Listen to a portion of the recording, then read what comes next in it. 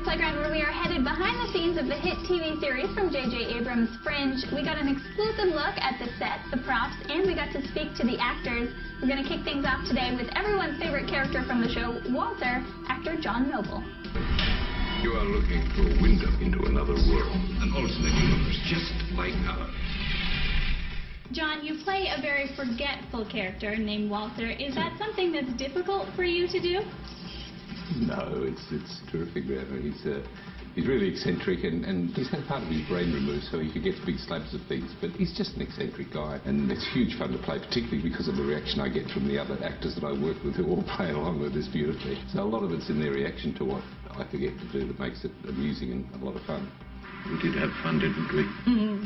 You do play two versions of yourself in the show. Do you have a preference as to one you like to play more? Oh, yes. well, I like Walter because Walter's kind of quirky, kicky and forgetful and a bit sad and funny, and he has emotions.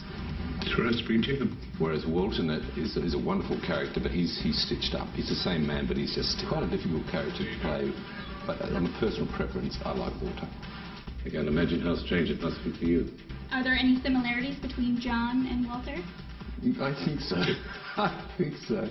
I've actually realised that lately. It's a bit embarrassing. I realised that I'm doing something at home and it's a bit odd, a bit eccentric.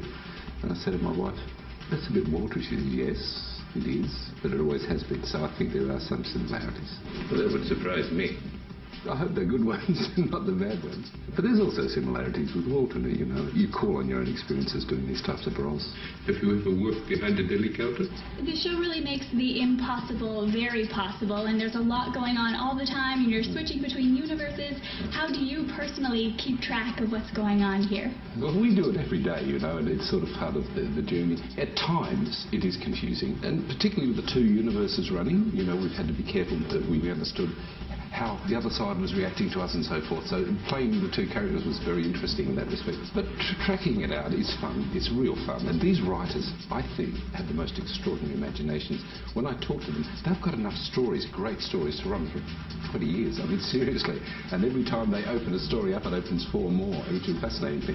Really clever men and women down there doing this for us. Now, we need to simultaneously amplify and limit the molecular destabilization margins. The show obviously deals a lot with science, and there's a lot of dialogue and a lot of jargon.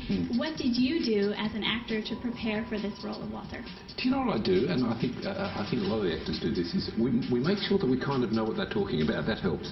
So if there's some science in it, a lot of our science is really based on theoretical physics. So provided I've got an idea what we're talking about theoretically, then I'm okay.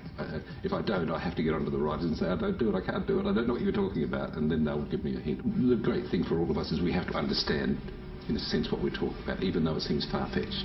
And then it's relatively easy, really.